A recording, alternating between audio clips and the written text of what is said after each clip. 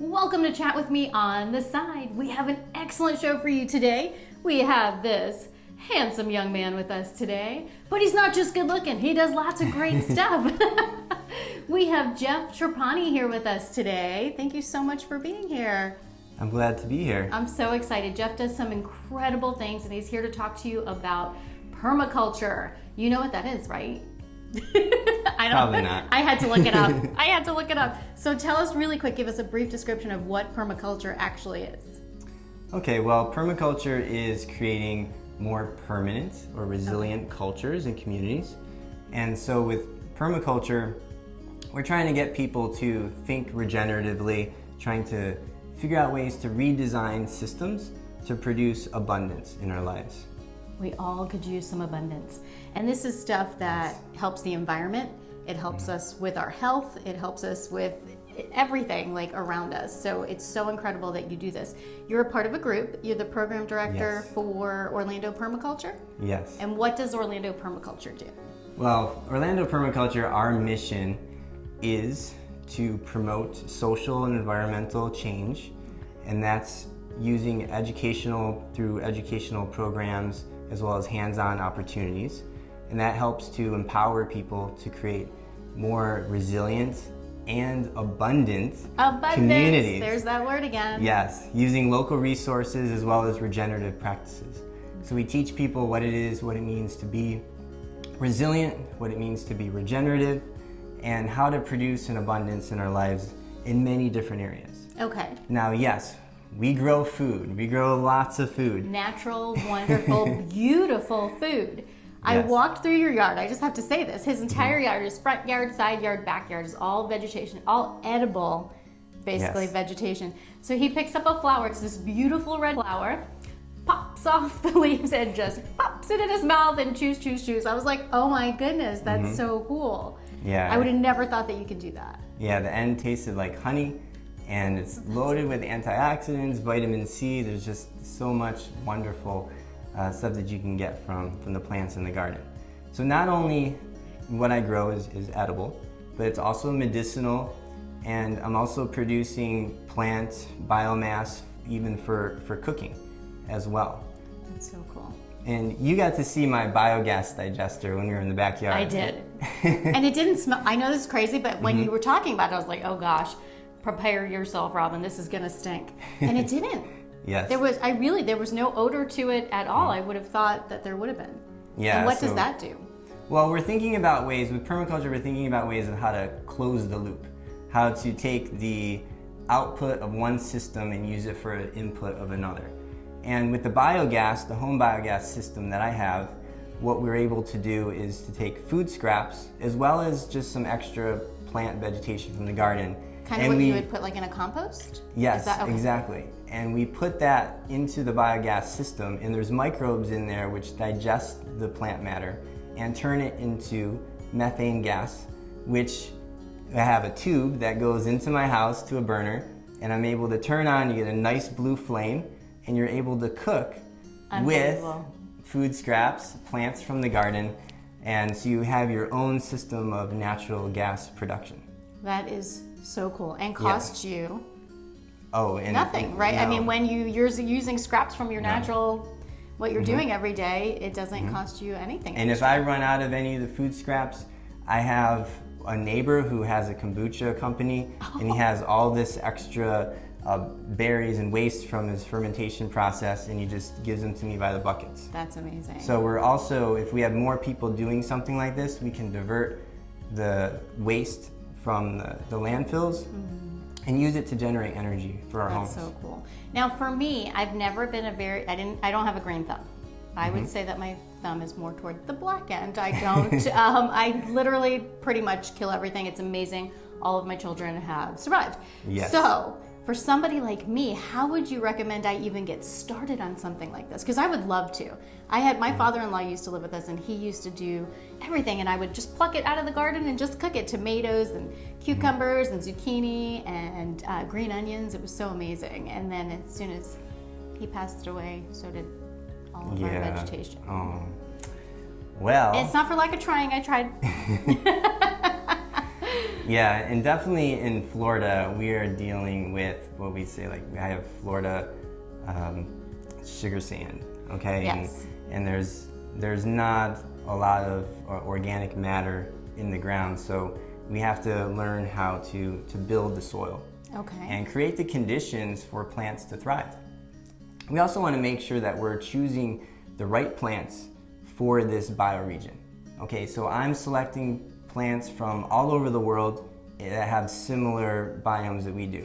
So we're talking about Africa, India, the Caribbean, and so all of much these sense, different yeah. regions. We want to have plants that are very resilient.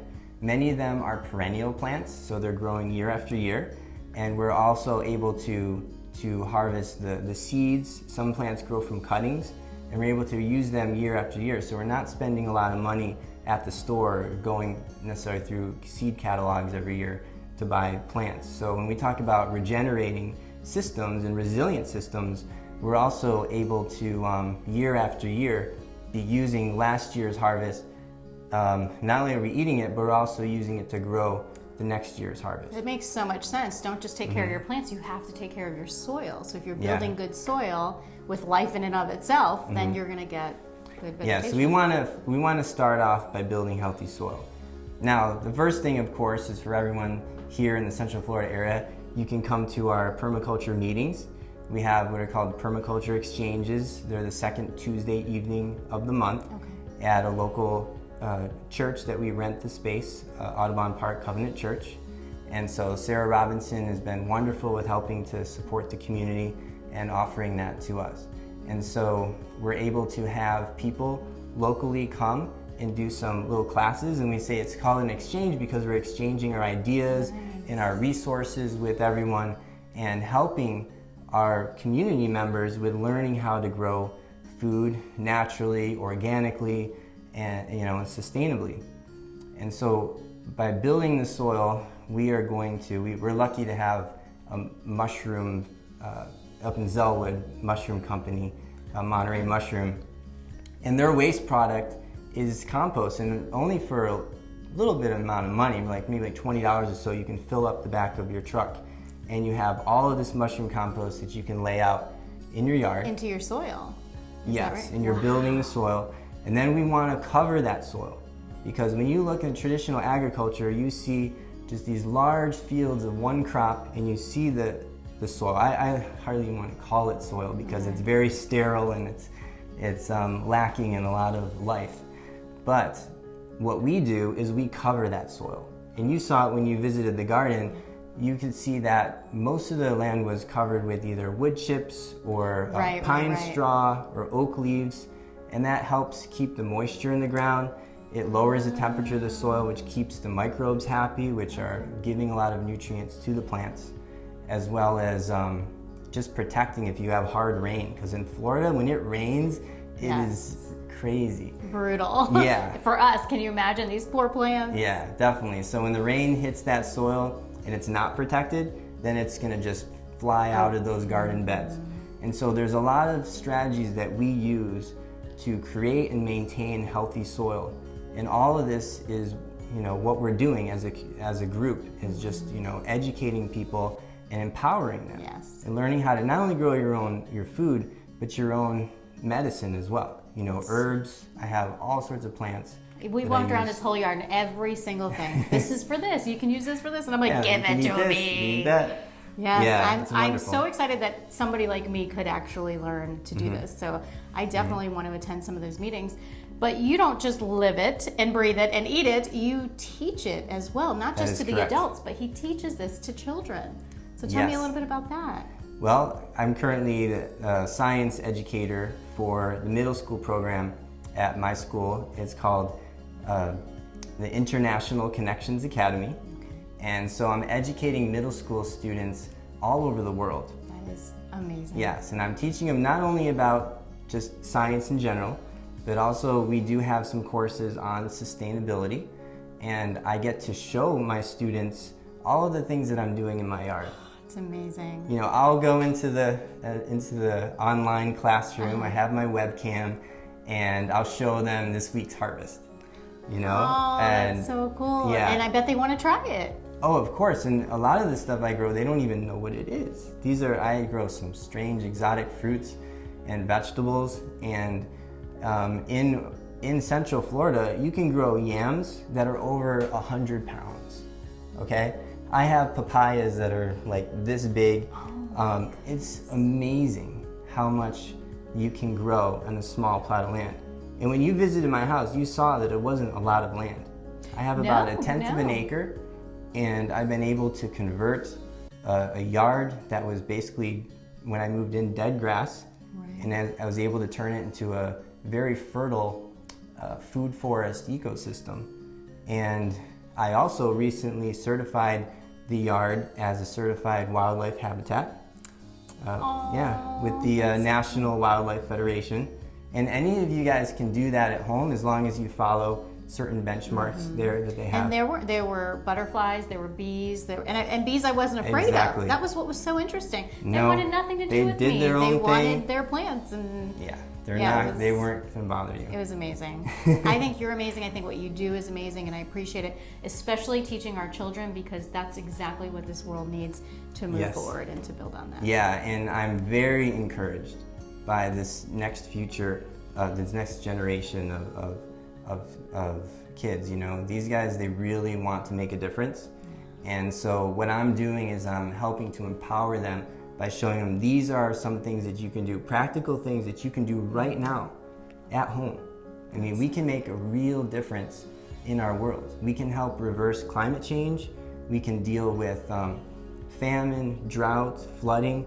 A lot of the issues that we have today, we can solve just by regenerating our soil. And these kids, I've had some of them they're doing projects each year. I had them doing tree planting projects.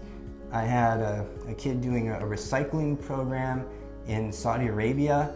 I had another kid in South Carolina doing a biodiversity pollinator garden. And they're showing me these pictures, and I'm just so excited about what's happening, and so impressed by these kids. Well, I'm impressed by you. You're making such a huge difference. Thank you so much, and thank you so much for coming here and teaching us all about that. Thank you. I'm happy to be here, and I hope that in this community, that people just start to think a little bit differently. Yes. And look for opportunities like this, and look for groups like ours, and know that they can make a difference right now. Absolutely. Thank you. Thank you guys so much for watching. You can find the Orlando Permaculture on Facebook or online. Yes, we're on Facebook, we're on Instagram, and we also have a website, orlandopermaculture.org. Check it out and start your changes today. Thank you so much for watching. As always, take care of yourselves, and don't forget to take care of each other.